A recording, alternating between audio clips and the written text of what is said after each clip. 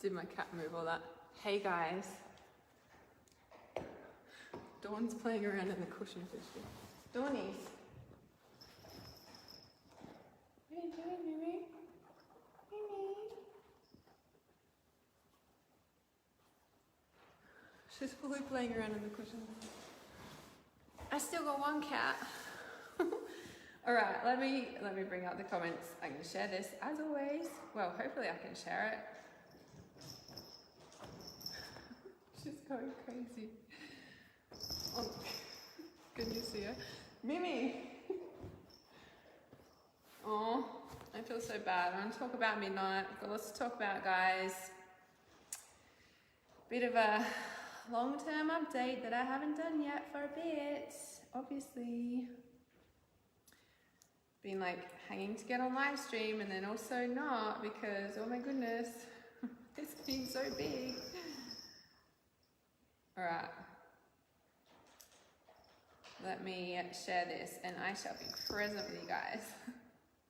Dawn. Mimi. She's in a playful mood.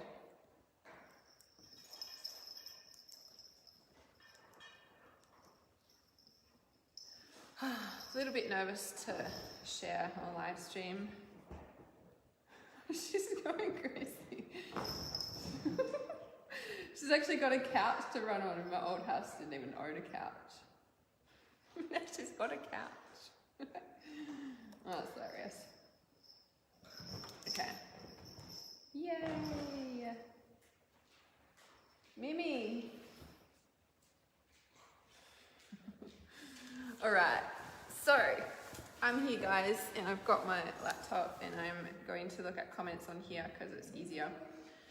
So, hey Karen, Alina, Leanne, hello. Hey John. No, I didn't find my cats, some other cats. I got two cats. This is Dawn and Midnight's the one that went missing. The sisters. So it's why it's been pretty hard because they're sisters.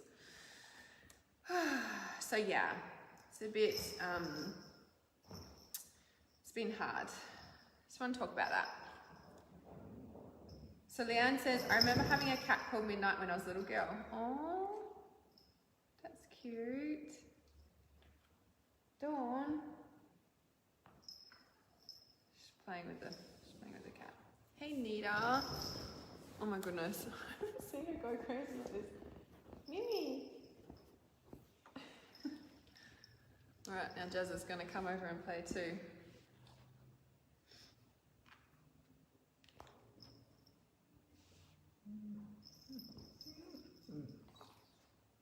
They like fully play together.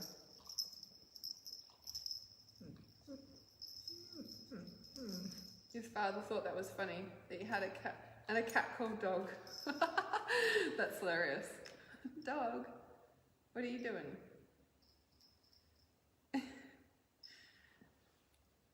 Hey, Ayana and Kelly. Hi, everybody. All right. So, I'm a little bit nervous to talk about on this live stream, and I feel a lot better after being in Trust Intuition and talking in there. Obviously, I've just come out of a support call in there, and I'm really grateful for that tribe in there because they're like, what's going on? You're not yourself. And I'm like, oh yeah, it's been pretty full on because I haven't live streamed since everything happened. I feel like I haven't live streamed for like ages, right? And in that space last week, I drove for 5 days last week. It's just freaking ridiculous. I think I've got driving out of my system now. I'm pretty sure I've got my driving theme out of my system. Even the V8 thing, I'm ready to be like chauffeured around, right? Like no joke. For the cat, to call for the cat Dog and the cat comes running, yeah, that's hilarious. So funny. Yeah, so it's been pretty big and I want to talk about it obviously. So one thing I do want to share first is well, I wasn't going to share this, but I've been called to open the doors to Mystic Mastery, first of all, only to Queensland residents though.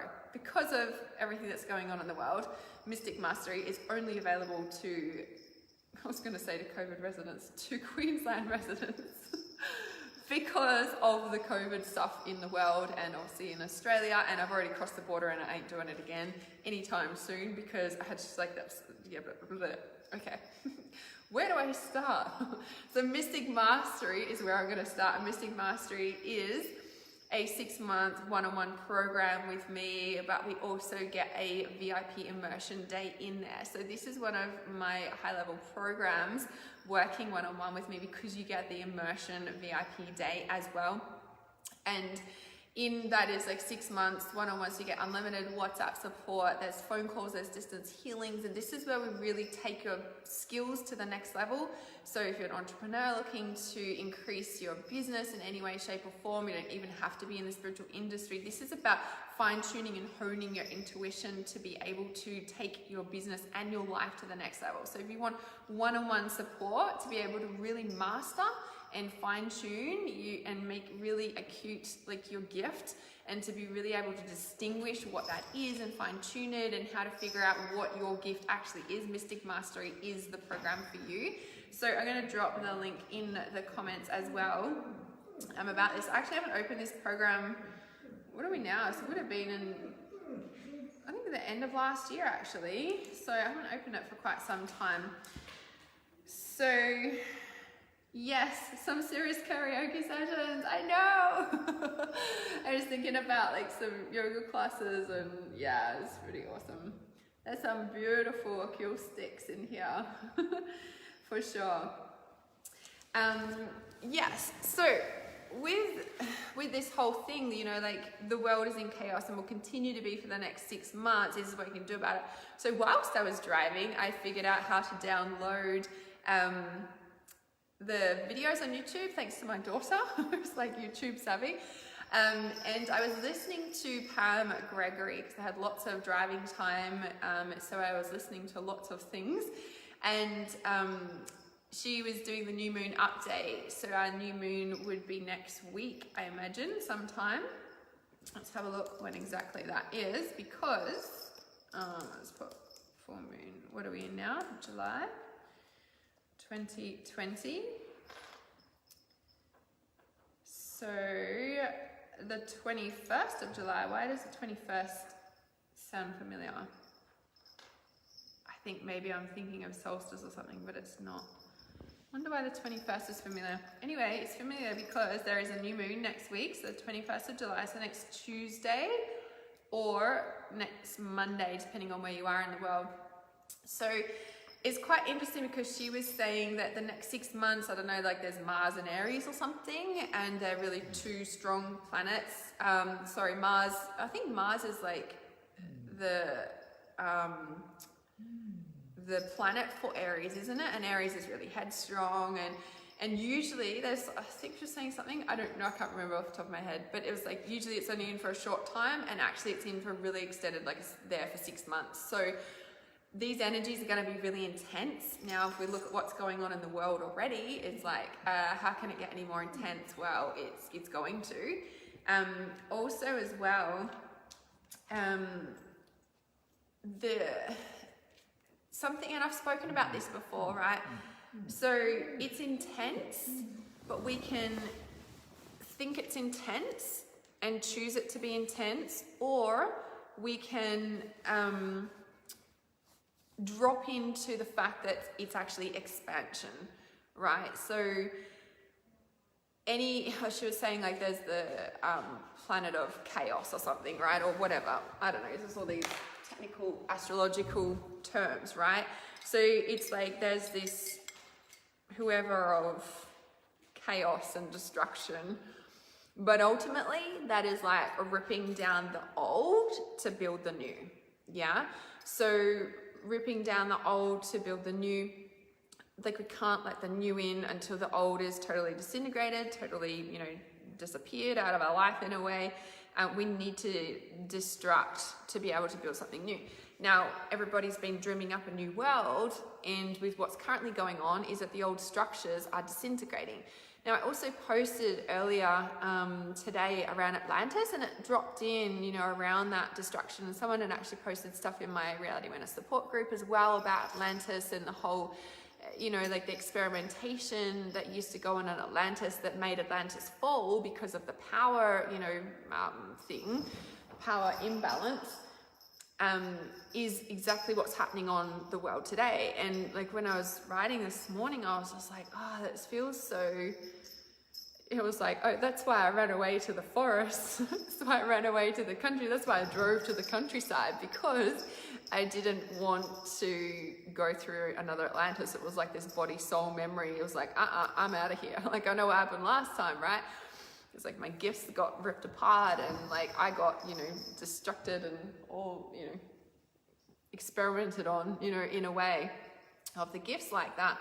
So it's really kind of interesting to see what's happening in the world. And the biggest message that was coming through today, and I've actually been getting it for the past few days and even a little bit longer, which is going to lead me into this whole journey that I've been on that has ended up, I've landed here, right? And that is that, okay, no, that can't be right. It was the last new moon. Oh, maybe I was looking at, maybe I was watching her old one. I thought it was next new moon. That's so interesting. I'm like, was that her old video? I didn't even look at the dates, obviously. I was just like, oh, the 21st of June. Or maybe that, hang on a sec. Wait on. 21st of July.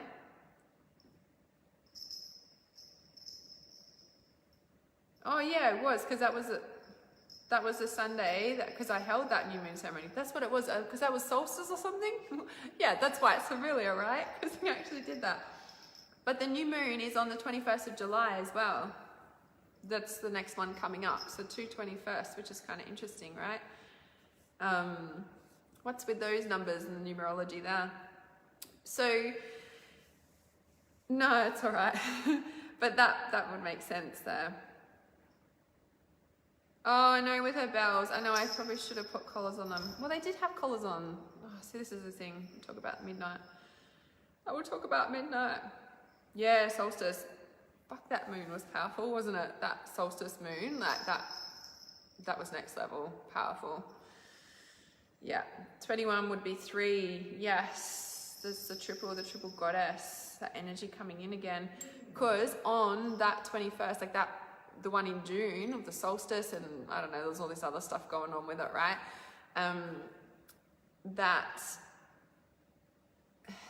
That in that ceremony, that was the full matriarchal stuff that came through. Like, that was big. And then when we look at the 3, like the triple goddess, this is the triune god, and blah, blah, blah. But yeah, it's both. Okay, so what was I saying? Oh, so that's interesting. So I really want to know what one I watched now. I have to have a look at that, because in the full moon ceremony that we just had, I was getting so strongly, I was like, these energies are the same and very similar to January, right? When there was the solar plexus, sacral chakra, Uluru activation in January, and it was all that planetary lineup, and it was a big deal, and then the world went into chaos. It was kind of interesting. And I feel like this full moon, you know, and that's what I said, these energies are exactly like, they're like not a spin-off, it's like another revisit of them, which also makes sense because it's like 6-7 months after, and at that 6-month point, at the 9-month point, it's like hits reality, you know? And I feel like whatever changes we're going through in January, it's like it's really solidified in a way. So the main message, okay, this is what I really want to share with you guys, the thing that is going to help the world now, right, is, and you'll be like, is that it, Hannah? Is for us to be in our joy, for us to be who we are, for us to be in the light, right? And you might be like, yeah, and it's like, but are you really? Are you really living in the joy? Are you really living in that lightness and brightness? Because I feel like, and myself personally, has gone through like really a lot of I say darkness, stagnation, you know, trying to figure it out, like just this kind of like, not blocked, but just almost like bumping up against the wall in a way, like this, no, I don't know how to describe it, right? And it's kind of like getting bogged down. That's how I could describe it, as getting bogged down.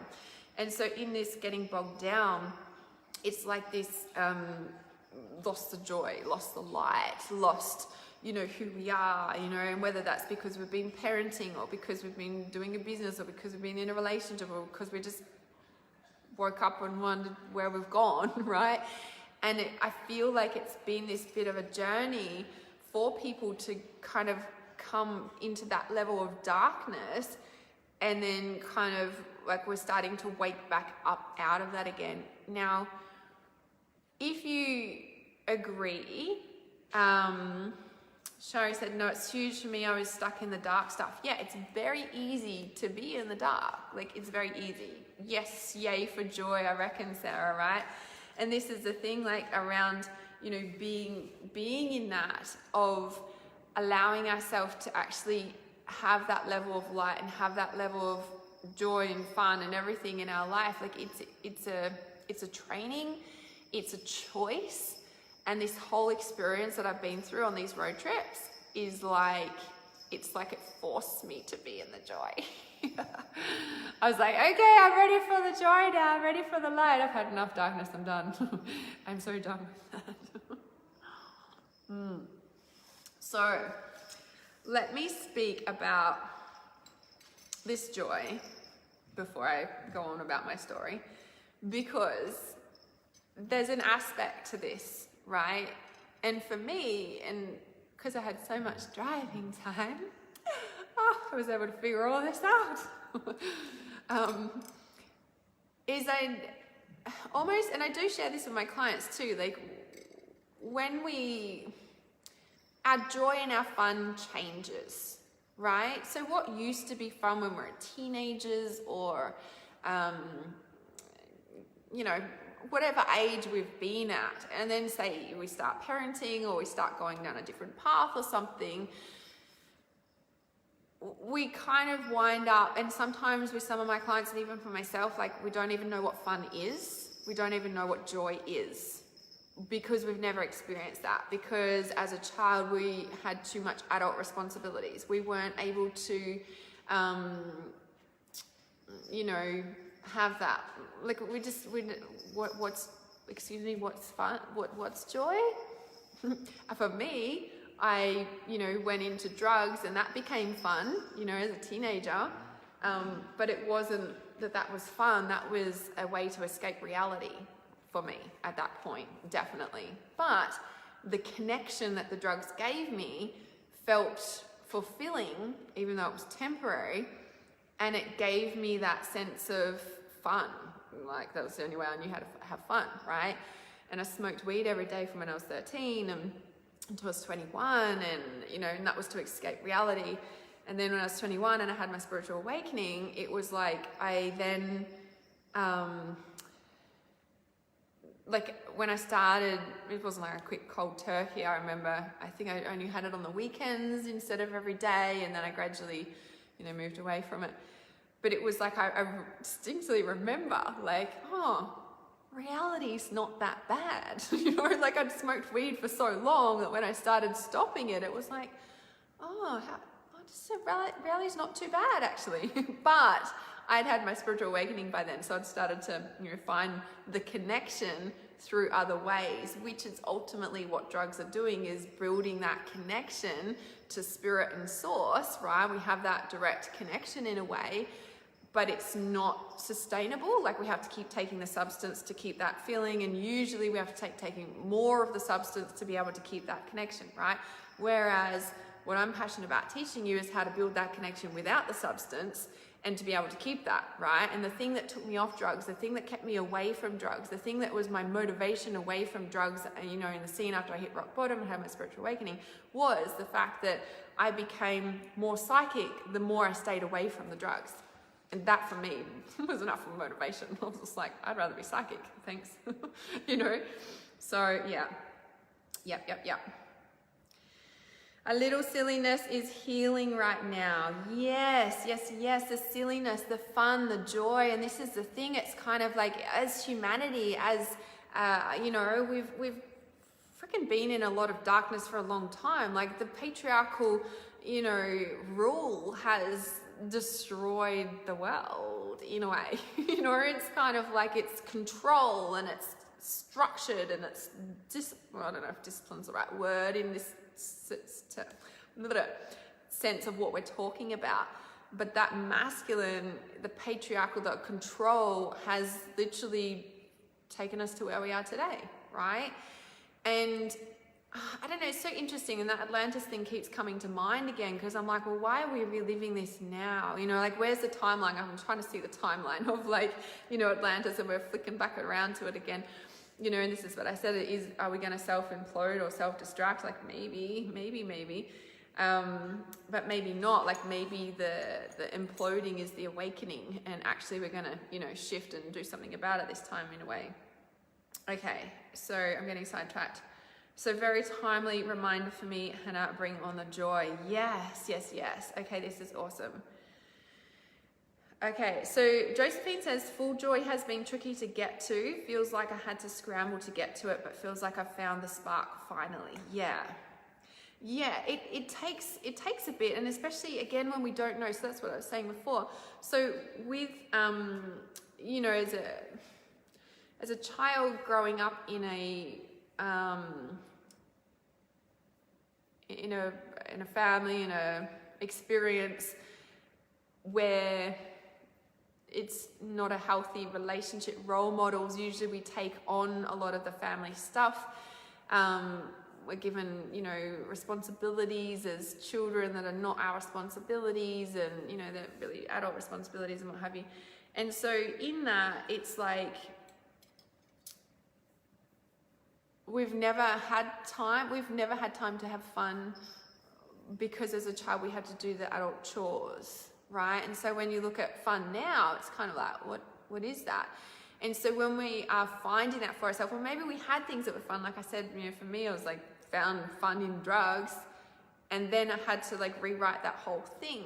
And so on my drive, you know, I've come into like a deep recalibration of what fun is for me, right? And I haven't actually done it yet, because I've only just arrived here the other day, and I still like recovering from the road trip, and my cat, and fuck knows what else. So much. So let's talk about that. Because it's been huge. Ugh. All right. Can you see I'm like kind of trying to avoid it? I try to avoid talking about it.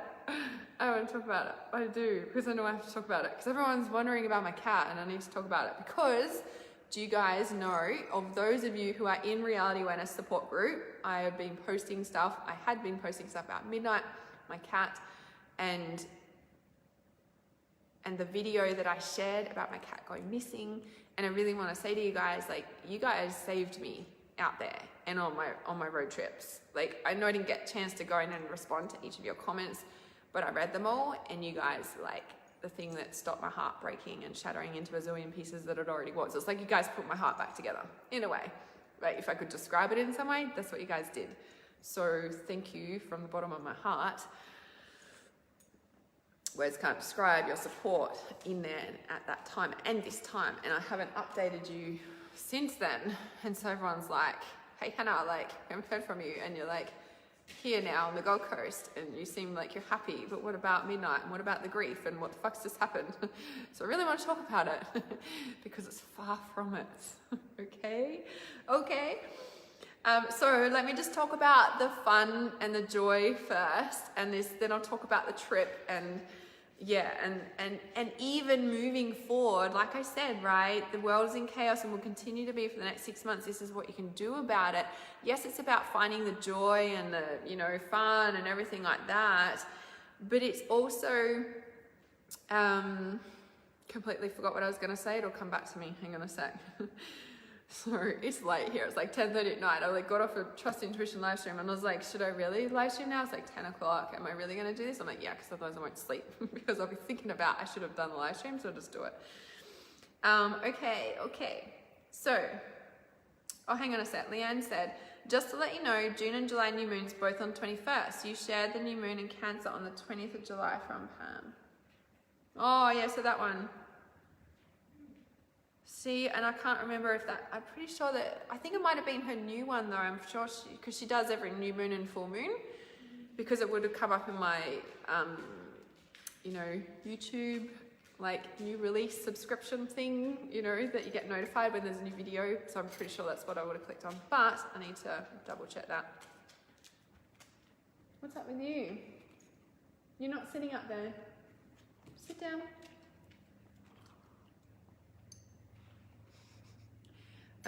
Drop. Drop. No, drop.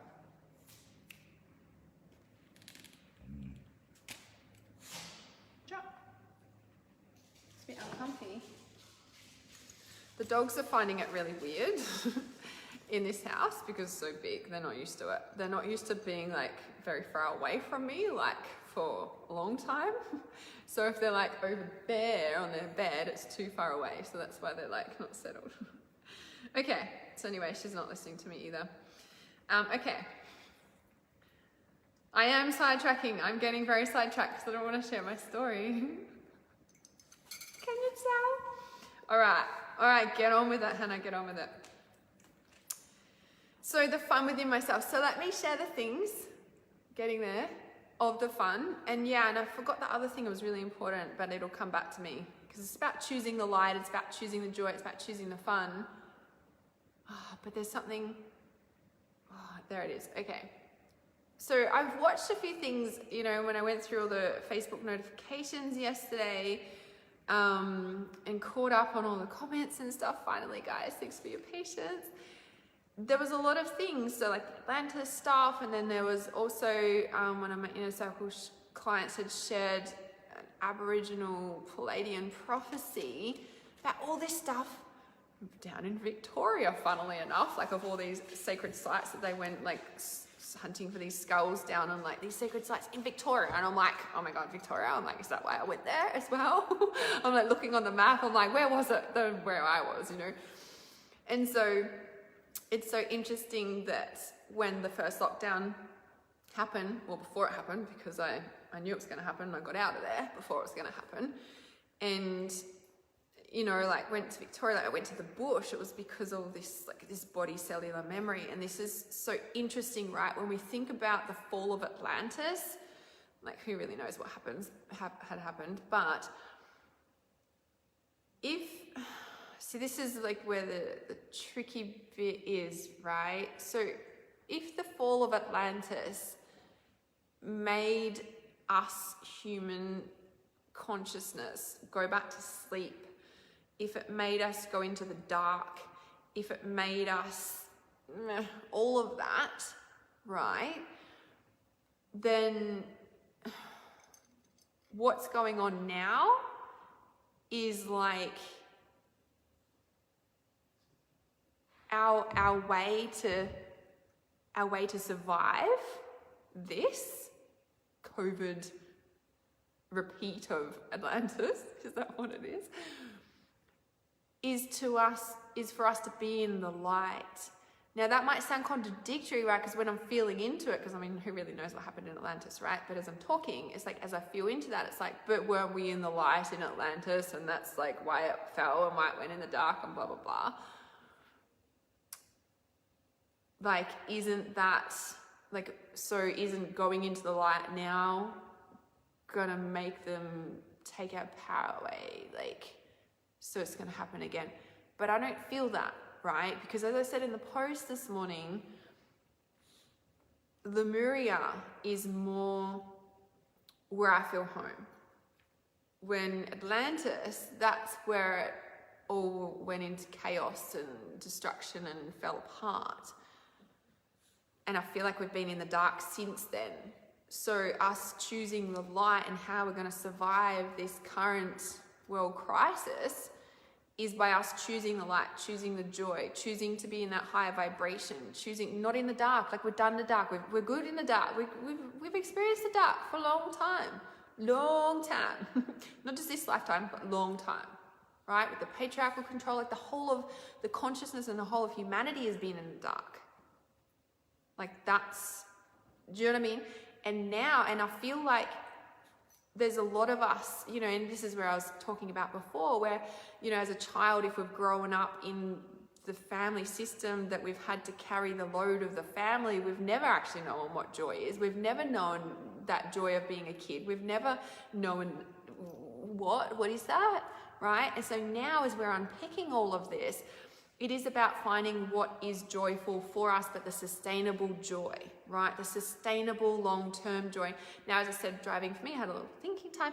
And so for me, it's like, you know, things like, and it might seem like this is not joy for other people, but this is joy for me. Surfing, rollerblading, going to the gym. Like these are things that sustain me on that joyful level, right? Now, there was other things as well, like music, of course, and singing and like all these other things. And it's like really like bringing them into my life, like as a priority, yeah?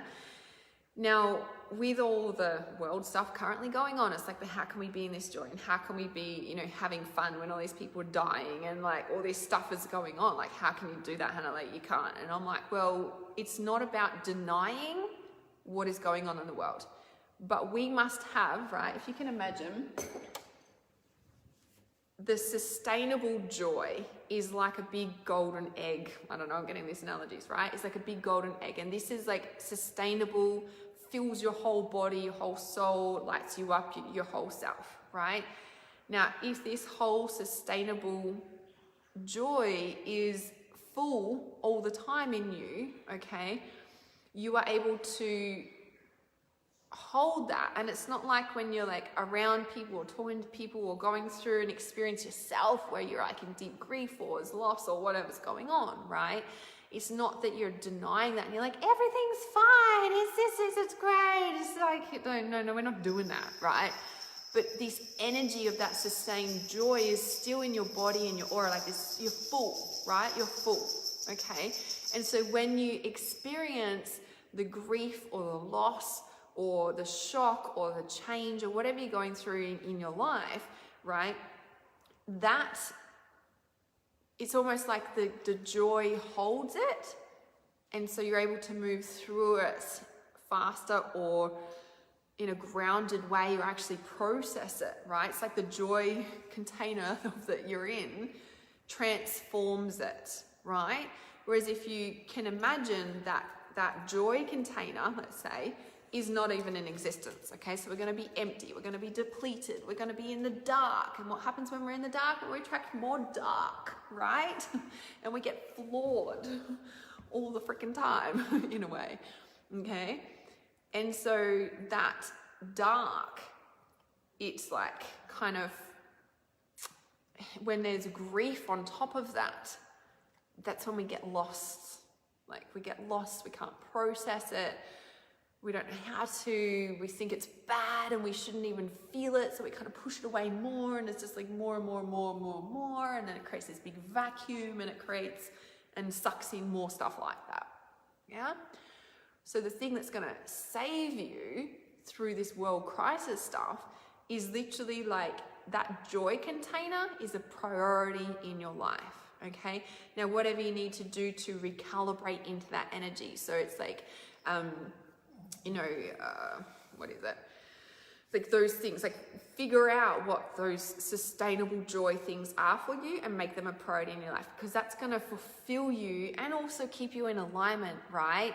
And when you're in alignment in that space, then that, you know, suck hole, let's call it, right, that will pull you down to that lower vibration, that lower dimension, okay, you will die. Maybe physically, I don't know. They say people are going to disappear off the planet. Is that going to happen? Who really knows yet, right? But this is where we're at choice point right now to either get pulled into the suck hole and disappear and die. And if we don't physically die, our soul will die, so we might as well be dead. Well, that's what it feels like, right? Okay. But if we make it a priority, either with yourself or with a mentor or with a group of people, you could create a thing about it, right? Like, let's bring back the joy and the light and be okay with being in that, okay? Because again, it's a very different feeling to like, yes, everything's amazing. It's very empty. It's not grounded, and it's definitely not sustainable. And it goes up and down like this, and we wonder why we're on this roller coaster, right? But the sustainable joy is this like fulfillment. It's alignment of your soul. Why? Because you're doing the things that your soul loves.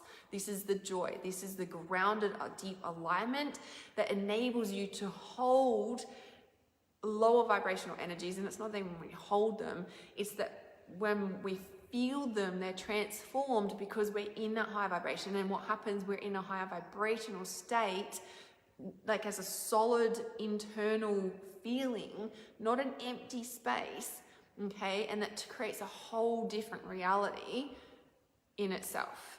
Yeah? Yes. Rollerblades. Oh, you dug your rollerblades out this afternoon. Yeah, it's something that I love. So Shari says, yeah, to not even be in the COVID stuff. I just don't even feel in it most of the time. Yeah, awesome. I feel like I've got better things to do. Exactly. I feel the same too. Some people call me ignorant, and some people think that I'm in denial, and I'm like, no, I've just got work to do. Because I know what I'm like this, do you know what I mean? So yeah, it's definitely that. But there's a lot of people that, you know, are still worried about it and stuff. And I mean, it is, you know, if we go into it, it's like, yeah, it is worrying, you know, if we really look at what they're telling us and believe that, well, of course, you know.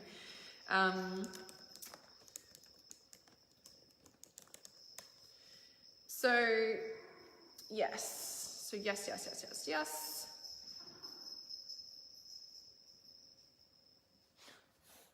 The cat's going crazy.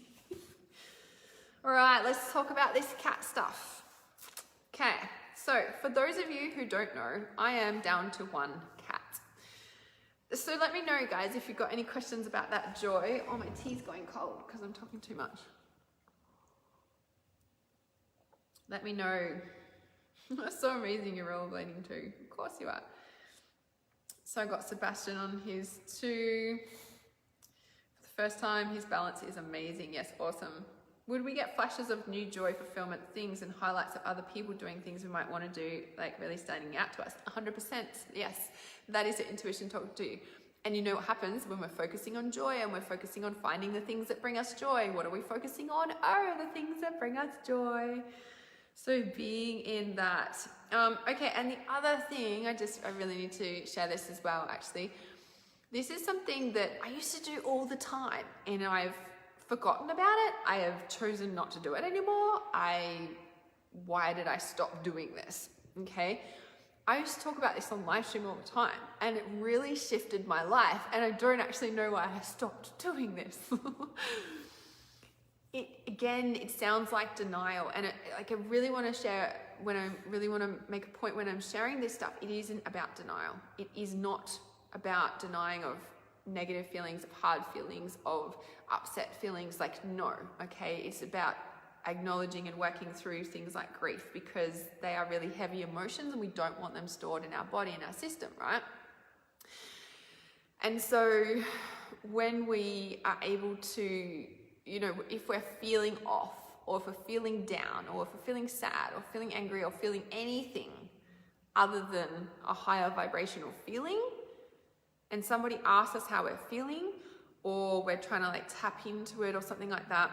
And again, this is contradictory to what I usually teach, okay? But I really feel like I need to voice it, because it is about choosing the light, and it is about choosing the joy, and it is about choosing all of that, okay? In a sense of like, even if you're feeling bad, tell yourself that you feel good. If somebody asks you how you're feeling and you feel bad, tell them you're feeling good today.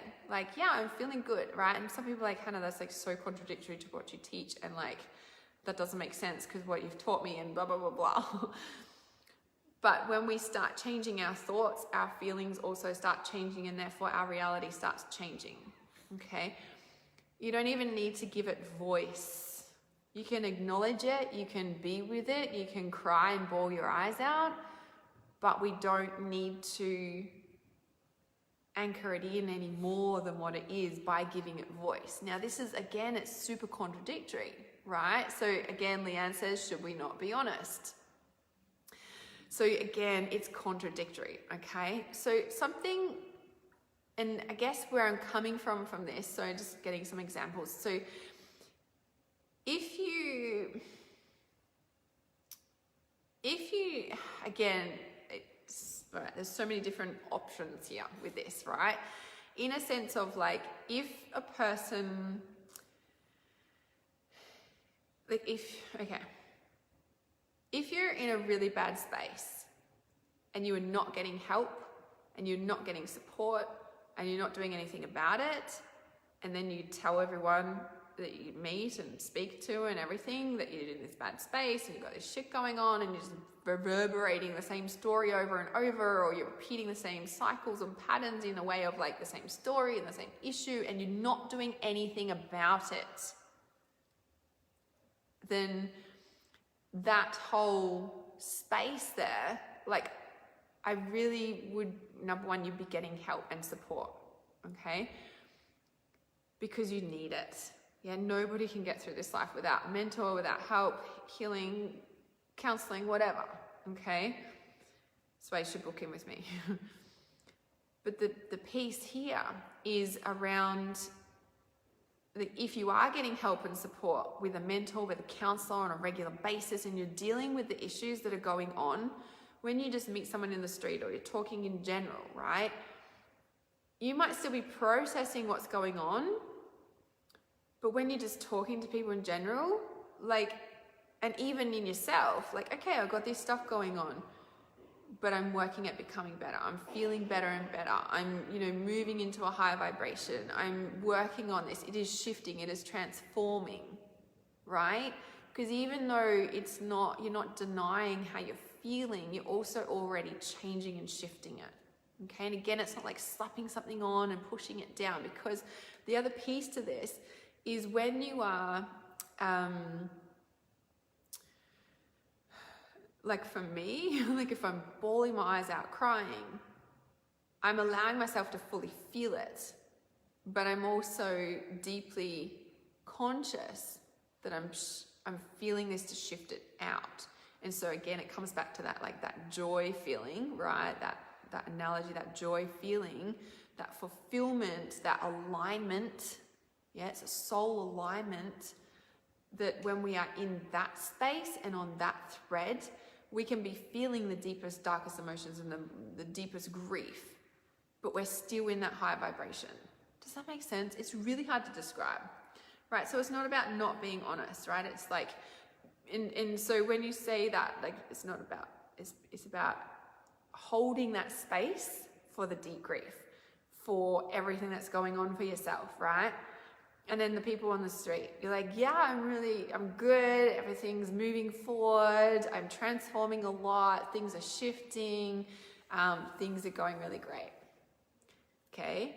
Now that's your joy and the overlying tone. That's the higher tone, the higher vibration, right?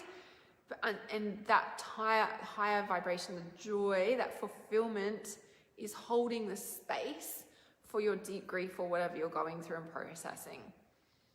And so when you're talking to people, it's that joy, higher vibration that actually is what's carrying you and actually is the truth of the reality, even though there's other stuff, because there's always other stuff too. Yeah, does that make sense? It's tricky to describe. Having hope within, yeah, and you're holding space for within yourself. Yeah?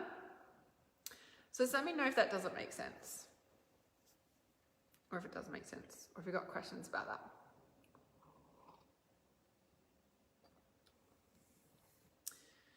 All right.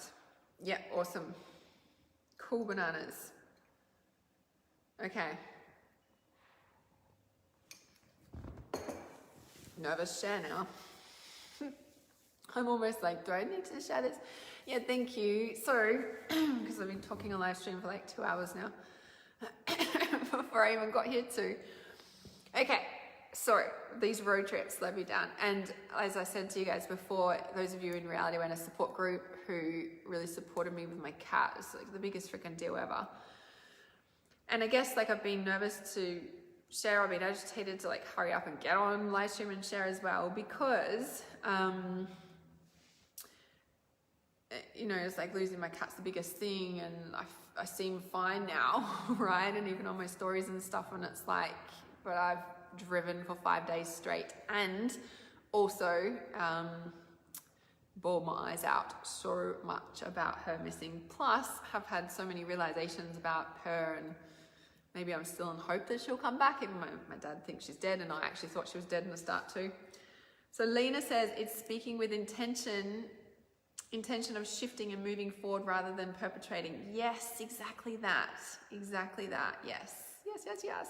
Holding space for the transformation and creating that reality at the same time. Yes, exactly that. An empowered share or something. Exactly that. So midnight missing was like the hardest thing. So I've got 2 cats. Some other cat was running around here before, destroying the couch. So I've got Dawn and Midnight. Now, technically, you know, Midnight was my cat and Dawn was Adea's cat. Of course, they're both our cats, but, you know, if we've got one each, that's how it works. And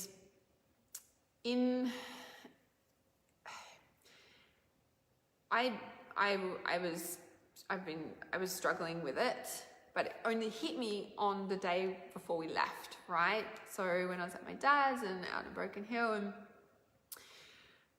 she'd gone missing for 1 night, 2 nights, 3 nights. And, you know, by the second night I was worried, and that's why I did post in the Reality Awareness support group, because I'm like, oh, this is not normal. Like, you know, and I feel my animals, like I feel when they're around and I feel when they're not. And I was like, something's not right. Like, she's not back. This is not right. And anyway, so I posted in the group, asked for your prayers to help me to, you know, call her back, sort of thing. And I was looking, you know, for her, of course, and then I was getting, you know, I walked in every direction to try and find her. Like, you know, I walked in every direction for like ages, and then I would drive the car out further, and then I would walk again further, calling her. And the thing is that I did that in every direction, and I feel like I've done all I could and can, in a way. That's why I left, and now I'm here. Because the thing is that my animals don't run away. They come when they're cold. They stay close. Like, we've traveled for months with them. Like, you know, it's, you know, and the cats always come when they're cold. And I was starting to get really disheartened, because I'm like, if she was out here, she would come, you know, like she would hear me. And that sound traveled when it's still out there and there's no wind, right? Like, the sound travels. Now, I thought she had died the first, you know, like now I'm like, I'm still living in hope. I feel like, oh, maybe she's alive and she's just gone wandering. Like, maybe that's the case, you know. They were on heat when we were in Victoria, and I'm like, I don't know. But it was weird, because everyone in Reality Awareness support group, or majority, not everybody, did feel that she was still alive. And even some people, like some of my top healers and mentors, like, also felt that too. And I'm like, maybe I was just too close to it to feel that, and I was in a lot of grief. And so on the night before we left, she, like, that's when it really hit me. I was like, hang on a sec, we have to leave tomorrow and she's not back. Like, that was when it really, like, this is when the reality hit me, even though I'd been looking days before, right? That's when the grief hit me. That's when reality hit me. I was like, she's not back yet. I just assumed she would come back, and she would come back, and she would come back. And then I'm like, we're leaving tomorrow, and she's not back. It's fucked up.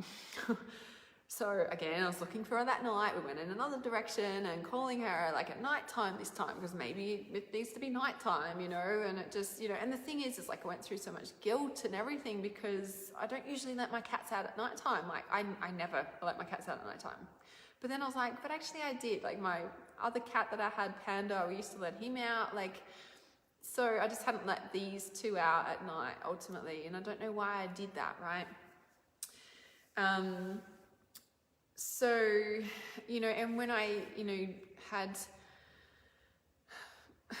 when I was in like the deepest of grief, is when, you know, I was like talking with Dad and his girlfriend, and then she ended up saying all this, like, don't cry these crocodile tears. And I was just like, what? Like, and then she just started ripping into me all this shit. And I'm like, oh my God, I don't. It was just like, hang on a sec, like, what's actually going on here? You know, like, it was like that on top of it. So I won't go into the details about that, but that was a big shock to me. I thought I'd lost all my family members already, but I think I just lost my family again then. It was kind of interesting because it's just like these shifts, but it was really huge and unexpected. And the next day we were supposed to leave, and I was really struggling with it, and I just wanted to give her one more night because I couldn't leave. I was like, this is not happening. Like, it just, the shock and the reality hadn't really, it was just couldn't leave. So we stayed one extra night. And it was really uncomfortable because what was going on, my dad's girlfriend, and I was just like, this is insane. Like, I was not coping at all. If you see my video in the Reality Awareness Support Group, you know what I'm talking about. So, yes, that was really big. And then we left. So we left on last Monday, drove 5 hours to the destination we're staying for the night. And then we had another, I think it's like 2.5 hours or something to the border, yeah? Took my time because I just didn't want to leave. Like, you know, we weren't even at the border yet, and if you'd see my stories and posts and stuff, like, you know, literally I was struggling. I didn't want to stop and get out of the car because, and that used to be fun for me on the road and stuff, because with the cat's out and the dog's out, and they're just, you know, the cats would roll around in the dirt and like the dogs would pee and whatever, like it just, and it was hard for me to do that, or like midnight's not here, like I didn't want to stop the car, like, you know, and of course we had to and whatever. It was really hard. So anyway, we finally got to the border, and yeah, they wouldn't let me cross the border, and I'm like, what do you mean? I'm a Queensland resident. Like, what do you mean?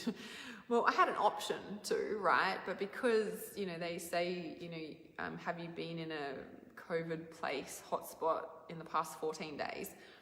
And I, you know, was 10 days in New South Wales. So I was like 4 days short, and I'm like, are you kidding me? And because like they needed proof that I'd been in New South Wales, and because I've been staying with Dad, I didn't have any receipts. And I'm like, okay. So they needed a stat deck saying that I'd been staying with him, right? And the only way to get a stat deck when I'd driven that far was to drive all the way back. And so at lunchtime on Tuesday, after I'd driven 2.5 hours already and 5 hours the day before, I had something switched, and it's like I turned the midnight grief off and drive mode switched on. And I could have, like, we could have stopped and stayed at, you know, Cobar, which is where we stayed the night, you know, and then drive another 5 hours the day before. But I was just like, nah, let's just get this done. And I was happy to go back to Dad's, only because it gave midnight another chance to come back. And so all the way back, I'm calling midnight, you know, energetically, and I'm like, okay, I'm coming back, okay, you can come back so we can go again, like we're coming back to get you. So anyway, that was like 12 hours of driving that day, and it was fucked up, man. Like, who does that? Who does that? Ultimately, like, oh my goodness. Oh, this is so crazy. And even more crazy is all the stuff going on, you know, with Dad's girlfriend, and I just wasn't expecting it. And then even from Dad as well, I was just like, wow, where did this actually come from? I'm fine about it now because I've done a lot of processing while I've been driving. I've had sessions with my mentors, so I've worked through a lot. So I'm just kind of updating you guys, or I'd be bawling my eyes out crying right now about all of this. So, yeah, got back after 12 hours driving back to Dad's. It was like 8 or 9 at night. And Dad had, you know, said, you know, come and apologize. And in myself, I'm like, I don't feel like I need to apologize. And some people probably really disagree with that. But in myself, I'm like, man, like, you know, and the thing that shocked me the most was like the same as Lucas's mum, like all over again. And I was like, hang on a sec, like what is actually going on? And yes, matriarchal healing and all this sort of jazz. But at the same time, like I was, you know, like the thing that I couldn't figure out the most is I was being myself. I was being my work self, was in flow, I was doing my thing, you know, and that's when they ripped me down. And I'm like, what the fuck? Like, what is this, you know? And so speaking to my mentor, Lois, and she described it really well. She said, it's, you know, it's that they struggle, right? And here you are, like triggering them basically with like your freedom and your success and your, you know, lack of, you know, like, what did she say? Lack of no dependence on medication and like substances and stuff, and, you know, basically like all my stuff. And I was like, and she said, and they tear you down because they need to feel some sort of equality with you. They, like, basically they can't relate to me. And I'm like, oh my God, that makes total sense. Like that changed everything, right? But that was only until after I left, you know, when I was processing this. But at the time I couldn't figure it out, and I was breaking my fucking heart. Like here I am, like destroyed because my cat is missing after the whole experience I've been on with Lucas and my bird dying down there. Like, you know, just, ugh. And of course Dad's girlfriend's gonna, you know, say all this nasty stuff. Like, I was like, okay, is there anything else you want to say about me? Because like, I thought we had a really good relationship until like she just wanted to rip me to shreds. And, you know, I was like, okay, is there anything else? Let's put it all on the table. And she's like talking about my animals dwindling down and how much I don't have responsibility and I'm not a parent and blah, blah, blah. And I'm like, whatever, hang on a sec. Whoa. So of course that hits me, and I'm like, okay, maybe I shouldn't have, okay, guilt, blah, blah, blah, blah. But at the same time, I'm like, no, actually, like, I give my animals and my child like full freedom, you know, like, you know, what am I going to do? Be more stricter? Like, I don't, like, it doesn't, do you know what I mean? I was like, no. And the whole thing, even with my bird, like, I knew he wanted to be free. He hated being in the cage, you know, I just didn't realize he wanted to be that free and not be in his little body anymore, right? And the same with Midnight. It was really interesting, like I said at the start, like, she was actually my cat. So Dawn, the sister, is Adaya's cat, right? And so, pretty sure I've shared with you guys that Lucas' life purpose crystal in the liquid crystals is rhodochrosite, which is the cat, which is self-love, right? And I've shared this before in this whole journey of self-love and coming into myself and whatever. It's like I had to, you know, had that with Lucas, and then I was in Warrnambool. Now this is really important, and I'll stop on the Midnight story for a second, because once I went through all that stuff with Lucas, and see, I don't think I've shared this stuff with you guys. So at Warrnambool was one of the most hugest, recalibrating, biggest, life-changing spaces of my entire life, because I'd been in such a level of darkness, is what we could say, at Lucas's place, and not his place, like the whole experience that I went through, okay, was the dark of the darkest of dark, that everybody saw it but me. And I'm like, what do you mean? Like, I just didn't see it, I see it now. But didn't, and it's like this level of darkness in me clearing out, but I was also choosing to live in that level of darkness, and I didn't even realize.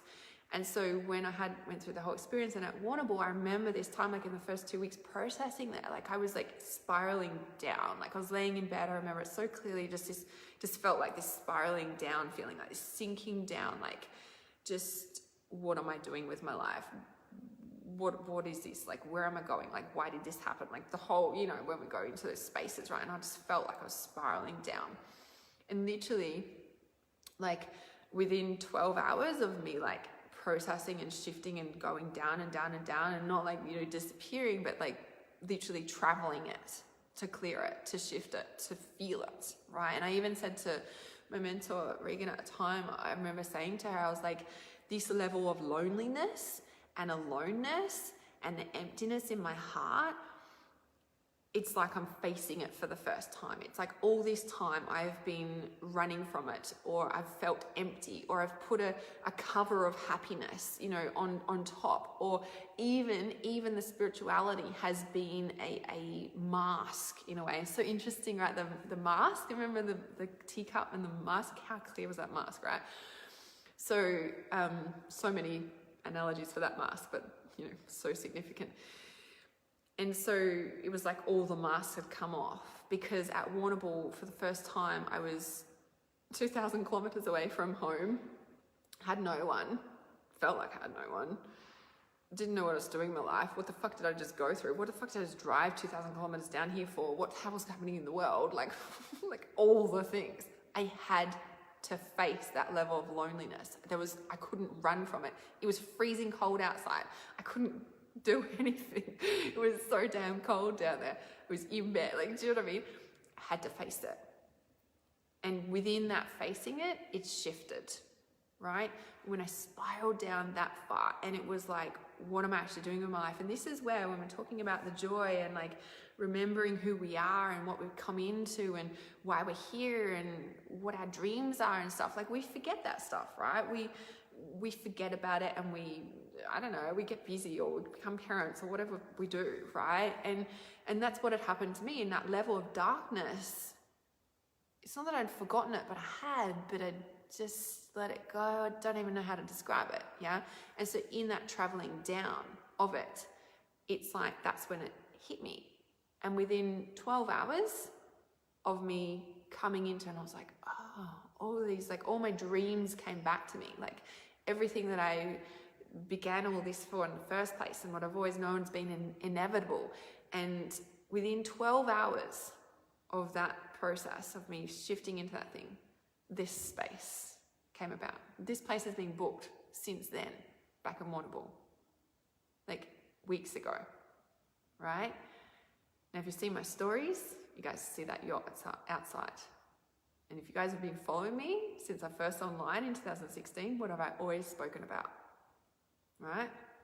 Now, in that moment of me spiraling down, I was like, I am done.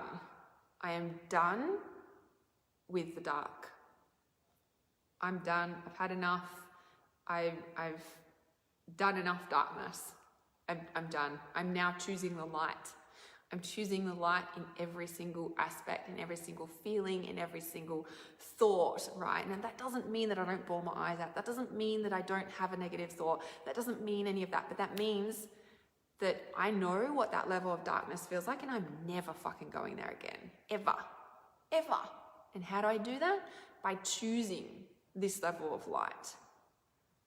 Now, if I hadn't have gone through that experience and hit that level of darkness and actually faced that level of loneliness and emptiness, then I wouldn't have started shifting back into the light. Like literally within 12 hours, like out of the blue, this place came up.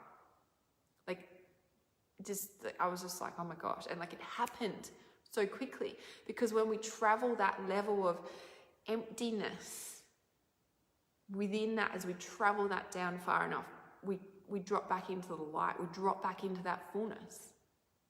Like it's like the torus, it comes back around. It flows back around. Like it's always there. All of it when we travel it, right? So that deep spiral, because I faced that level of aloneness, emptiness, darkness, whatever you want to call it, it was horrible. But I remember saying to Regan, I was like, this I've never actually faced before. I've run from it. I've covered it up with something. I've always had it's been like this energetic emptiness inside, even though on the outside everything looks normal and everything, right? And so with that, it's like a deep fulfillment now. It's a different energy inside, right? And that is also me choosing the light. I'm done with the darkness. I don't want to be in the emptiness anymore. I don't want to do all that. No. And so bit by bit, choosing the light, choosing the light, choosing the light, right?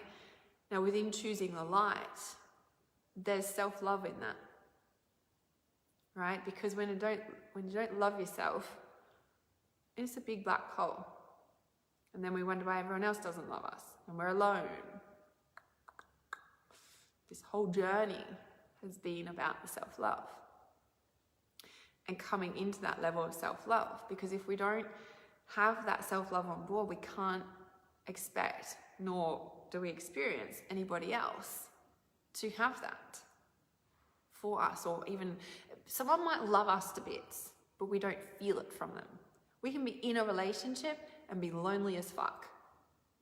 Why? Because it comes from within us. We have to feel that deep within us first. Yeah, and I know so many people talk about this, and you might hear it all the time, and freaking I've heard it all the time, and I'm like, yeah, get it, right? I get it up here, but I haven't got it on a body level because I haven't felt that pain and emptiness and loneliness. I haven't felt it. I knew it was there, but then I just cover it up with something, or a positive thought or something, right? So, hey Kelly, totally hear me, yes, right? Also, John had commented earlier too, I'm thinking of an analogy of the sadness or whatever being at the bottom of a mountain, and then the joy being the energy that gets me moving and climbs it. Yes, definitely. I love that. That's awesome. Thanks for sharing that, John. All right, so the self-love and the cats and blah, blah, blah, blah. So when this place came up, out of that divine synchronicity, and it was so synchronistic. Like, honestly, like, I was just like, wow, that's why all of this has happened, to pull me into alignment, to clear out the level of darkness that was blocking me from receiving this. Why? Because I had to choose the light. Maybe I'd chosen the light, maybe, but there was all that darkness still sitting in there. I hadn't faced that either. Yeah. So many people said to me, don't go there, it's so dark. Well, they wanted to say that. And afterwards people were like, I wanted to say that too, but I didn't want to say it too. And I'm like, it's so weird because I never saw it. I never saw it because it was within me and it was normal, right? That was the level of darkness that I was carrying within me on a vibrational level. No wonder my life's been like it is, right? Anyway, moving right along. So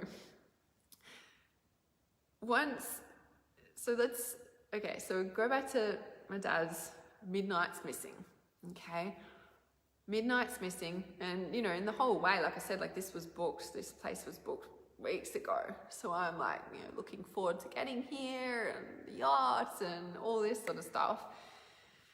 And then Midnight goes missing, and I'm like, no. You know, and in myself too, I'm like, Midnight, aren't you coming to this place? Like, Midnight, look what we've been through, and like, come here with us, please. Like I knew what we were coming to, right? And I was sad about that because she's not here to experience it either after everything we've been through. Like, Midnight, please. And anyway, the night we had to go back to get the stat deck because I couldn't cross the border, and I'd planned to stay at Dad's for another 3 nights.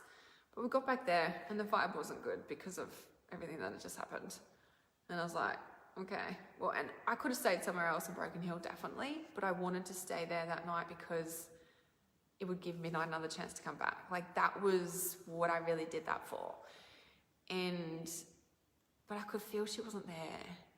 Like, you know, I can feel my animals around, but it's just, I could feel she wasn't there, and I was like, no, it'll be fine. She'll come back.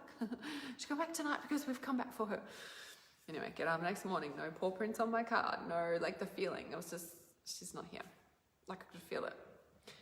And with everything that was going on with my dad and, like, unexpected, like, just, I was still processing it, definitely, because, yeah, didn't see that one coming. Didn't see that one coming, but I also understand it, right? So when I was driving away, because that morning I was just like, we can't stay here, like, in this energy, like the energy and the vibe. Like, if something has taught me, it's the whole Lucas experience has taught me that if a vibe's not right, it needs to get out. Now anyone will be like, well, duh, Hannah. And I'm like, yeah, but I had to go through whatever, okay? There's so many awesome things that come out of that. And with Midnight, I was like, I can't stay here. And I'm like, if Midnight is the cat, is Rhoda Crowsight, is self-love, if Midnight's taught me anything in self-love, is that I can't stay here, like at Dad's. So I was like, I can't stay in this vibe. I'm like, the most loving thing that I could do right now is leave. Now, I didn't feel like I was running away because the old Hannah would always run away from her problems. And that's that emptiness, you know, like running away from the emptiness, running away from the problems, not dealing with it, not facing it, right? Always done that. And yet I didn't feel like I was running away from Dad's. It was a conscious choice. It was a loving choice for myself, to put myself and my daughter and my animals in an environment that felt good, right? That was what that was about. I learned from the Lucas experience to not stay in a situation that doesn't feel good in that way of like, yeah, I can stay and face some things, or I can also decide to leave and face them in a different way, but not stay in an environment that brings me down, right? And that's what that was happening at Dad's at the end. And I was just like, the most loving thing I could do is stay here. Now, I was hoping that the key with that and with midnight is that now I've got the lesson of self-love, that now she's left because I've received the lesson. Now I don't want to think that because I'm like, oh, well, that, I was driving along, processing. I'm like, well, maybe when we learn the lesson, then things leave our life. And I was like, no. I'm catching that and reframing that to when I learn the lesson, only the purest love stays and everything else goes. So I'm like, midnight, you can come back now. She's still not back. Anyway, before we left Broken Hill that morning, I'd actually gone to the RSPCA and rang the pound and the vets, and they were really helpful. And I also put on a photo of her on the Broken Hill Lost and Found Pets, Facebook page. And there's so many amazing supportive people in there that are like still looking for her today and still messaging me and asking if I found her, and they're helping. And so I feel really supported about that.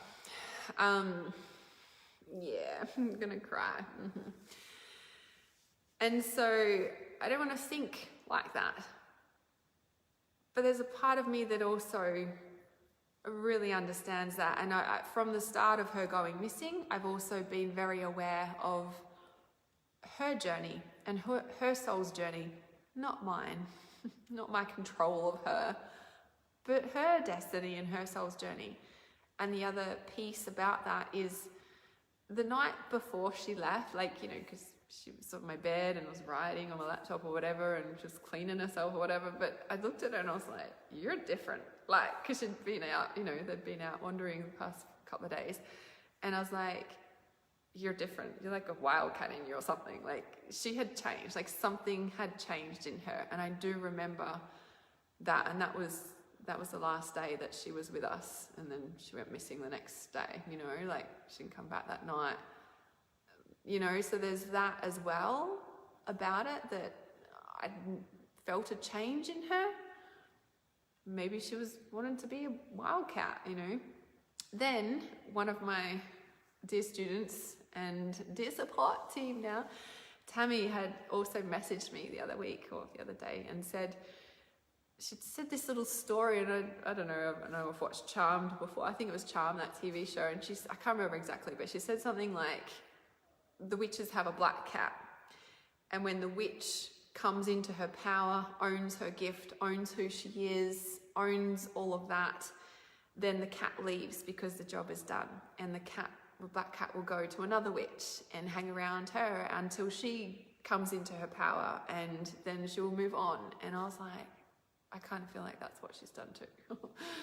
So I'm like, okay, I want her back, but all of these things too, right? Yeah. So that's the midnight thing. And obviously I'm still hoping. I'm like I said in the start, I really thought she'd died because the feral cat's out there. I do know fucking what the feral cats are like out there, and she's tiny and the feral cats are freaking huge. And I thought she'd died, because it's not like my cats do not come back, but so many people in the Reality Awareness support group and everyone thinks she's still alive, and I was like, oh, I don't really feel that, but now I do, and it's I'm like, I don't know, when I really think about it. Maybe she's on heat, and maybe she is, wandering, and maybe she will come back. I don't know. So,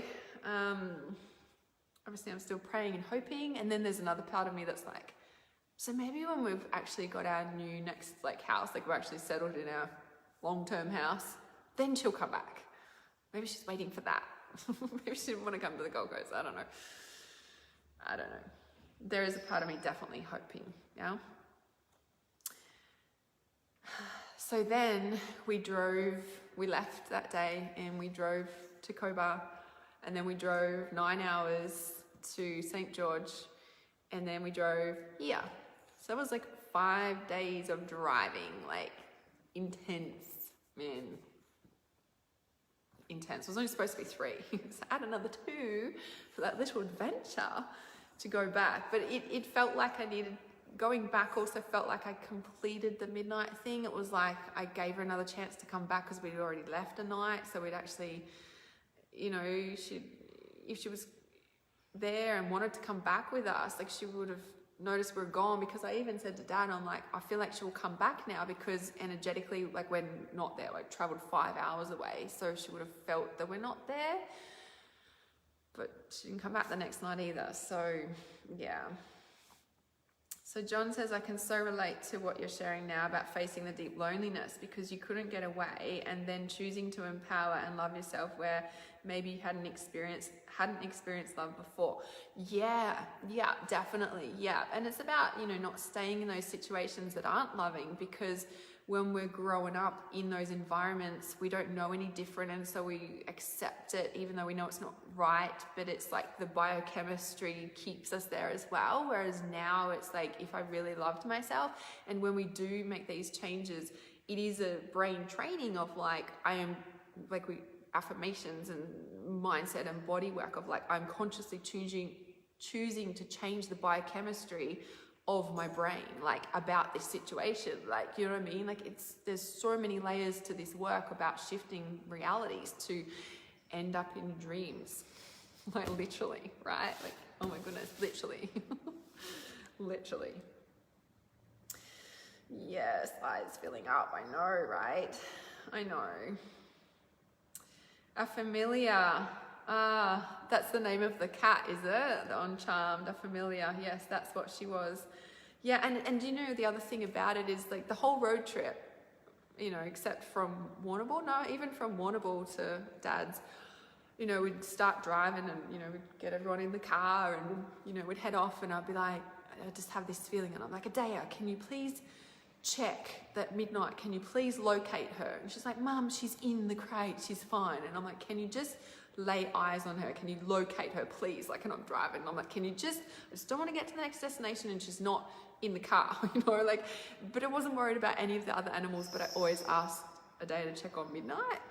So it's, you know, and that was the whole road trip, that was the whole 3 months before, you know, so that's kind of interesting in itself as well, that I must have known or something. Yeah, that's right, Wendy. It's definitely the not knowing. That is the thing that's what's kind of hit me. It hit me again this morning, I think, because I'd stopped for the first time in the whole week or something, driving and then landing here and whatever. But yes, and then we got here, and now we are here. Dawn, I don't think you can jump down from there. Dawn. We've still got one cat. And it's been an adjustment. It's kind of weird. Dawn, come down here. Dawn. She's so talkative. So yes, so that's the update on midnights. And like I said, I'm not crying now, but I have been bawling my eyes out, and I guarantee probably again tomorrow morning when I wake up, because when you first wake up in the morning, that's when all your feelings are present, or if you're not making space for them during the day and there's a lot of feelings, you will wake up in the night and it's actually your feelings waking you up. So yeah, but I definitely woke up this morning sad about it. And it's interesting because the past 24 hours, I was really feeling her as well. Like, you know, I was like, is that her soul that I'm feeling? And she's visiting me because she's passed away, or is that her tuning in? Like, do you know what I mean? I'm like, I'm too close to it to sense.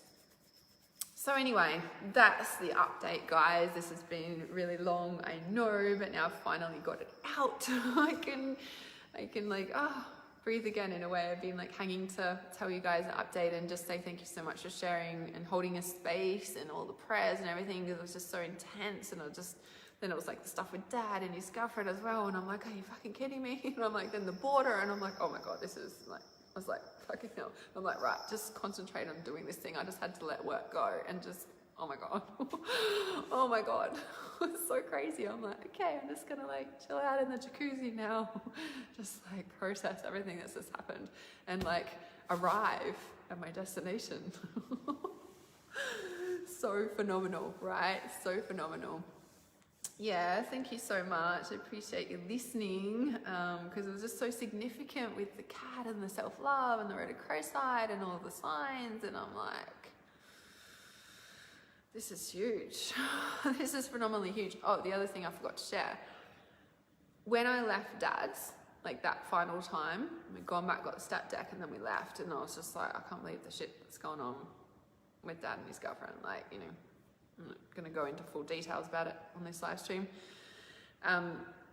But it was like Lucas's mum plus all over again. I was like, this is, what the fuck? Anyway, processed it with my mentor and whatever. But what I actually also said to my mentor when I was leaving Dad's and processing it, driving, what it felt like to me, and even that morning when I was watching the sunrise, I could feel, I felt different. And when I was driving, I could describe it as, I've broken the fantasy bond that I had with Dad. Like, that's how I could describe it. So if anyone knows like the codependence, love addiction stuff, like the fantasy bond stuff, like that's literally what has broken from this whole experience, which is huge, right? That's a whole recalibration of the masculine. That's a whole recalibration of my energy. That's a whole, like, it's a whole thing. Yeah, it's huge. So that, like, in this whole experience, and if we look at that, breaking the fantasy bond that I have about the masculine, for example, and self-love, those two go hand in hand, because it's like almost like throwing everything out the window, no self-love, and attaching to that, which is just, oh my God, it's like the story of my life. But leaving Dad's, they broke that, and midnight and the self-love, like, oh, just huge. I'm still like, wow. Did I really just go through all that? Oh, so now what's next? What's next in this amazing place, in my dream place, right? So excited, guys. So excited. So excited. But it's been like, I think I might have said in a post or something, or I don't know, like bittersweet. Like, it's like one extreme to the next. It's like this grief and loss, and then this dreams coming true, like huge. And if we look at the world stuff, the grief and loss and the chaos, and then all the dreams coming true, I feel like there's a lot of people in that right now. They're like doing things that they've done before. Oh, and that's the astrological lineup, apparently, with Mars and Aries or something. It's like doing things you've never done before, like achieving things, and like, yes, like all these amazing things. But there's so much chaos and destruction going on. We have to remember that all this chaos and destruction and grief and loss, no matter how personal or bad or low or whatever it is, huge it is because this is trying to come in, right? And you might be like, but I'd rather have my cat, or I'd rather have that person, you know. And it's like, yeah, I'm not saying that, but it's like on a global level, there is just so much falling away right now. It's literally like, if I could describe it, it's literally like the ground is just shattering into pieces and just literally disintegrating, and all that's left is just atoms and energy and consciousness. Like, do you know what I mean? Like, that's really big, right? Really, really big. Yeah. So Wendy says, yeah, we were the same with Raven and his sister Pumpkin. We still have her, and I do get sad about Raven, but I've felt Raven recently, and you do miss them. It's very huge. Yeah, I don't think that ever goes away, right? Yeah, and the grief helps us to heal the other stuff too. So yeah, it was so interesting that the whole stuff with Midnight happened, and then that happened on top. It was almost like this layer of like really coming into myself. And it's interesting, like my mentor had said to me, she's like, do you remember what Michelle Lightworker said in the training, like the Lightworker practitioner training all the way back then? She said, it was very wise. And I'm like, I don't know, she said lots of things. And she said, the more conscious you become, the more sneakier your shadow becomes. And I was like, I don't remember her saying that, but I'm like, I can imagine it, you know. And I'm like, that's exactly what happened with Dad's stuff and his girlfriend and everything that happened. You know, it was just like, that was like facing shadow real time. I was like, wow, this is big. This is big. Talk about the gifts of the self-love. Oh my goodness. and really coming into that and owning that, right? And choosing the light. Like this has all come from choosing light, because if you choose the light, then you have that level of self, you have to have that level of self-love on board to be able to choose the light. Like you do, yeah, you really do have to have that level of self-love. Like you can't not. Hey Moo Moo. Hey Mimi. Oh, she's a moo. Yeah. Can I have a kiss? And she won't give me a kiss. This is what Midnight used to do. Not look. It's interesting because Dawn's been doing all these things that Midnight did. I feel like you've been speaking to me. She's been speaking to me through you, huh? Through you, huh? It's been a journey, hasn't it? Mimi. All right, guys. If you're wanting to work through some major stuff, right, and really face and shift that loneliness or drop into whatever it is that is blocking you, I've been guided to open Mystic Mastery. So I thought it was last year, but end of last year, it was 2018. I haven't opened this program since the end of 2018, not last year. I was like, I didn't think it was last year. It was the end of 2018. So Mystic Mastery is my 6-month one-on-one program. So you get unlimited access to me, you get all the things. Plus is also a VIP immersion day, and that's why it's only open to Queensland residents, or if you're visiting in Queensland, of course. Because it has the VIP immersion day, unless all the borders magically open up overnight and everything changes, well then it's open to the whole world. But I don't really see that happening anytime soon, but I was guided to open this for the Queensland residents. So I've popped the link in the comments. I've been talking for like nearly 3 hours on live stream, so I'm losing my voice, and it's like 11:30 at night. So like just keep going. So Mystic Mastery, I've popped the link in the comments there for you guys. And it's 6 months one-on-one, and it's not something that I guess I open very often at all, but having the in-person consultation, the in-person connection, that VIP immersion day, we can drop into some deep healing. There's also some beautiful activations coming through as well. There's alongside all the grief and the loss and the like, oh my God, what's happening? Being out there and being on the road for that long, I had so much inspiration.